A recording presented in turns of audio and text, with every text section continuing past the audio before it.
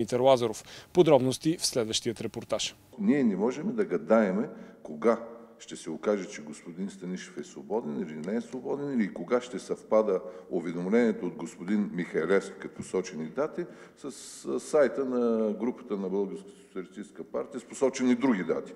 Относно детективските упражнения на господин Лазаров, няма да правя коментар. Мисля, че е унизително за един народен представител да се занимава с подобни... Да чете сайта на парламентарната група на БСП, това ли е унизително, госпожо Манолова?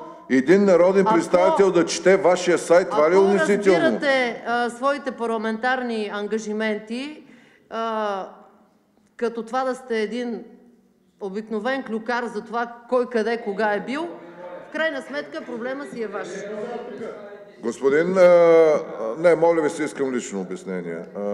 Очевидно, че когато човек няма доводи, преминава на територията на женския пазар.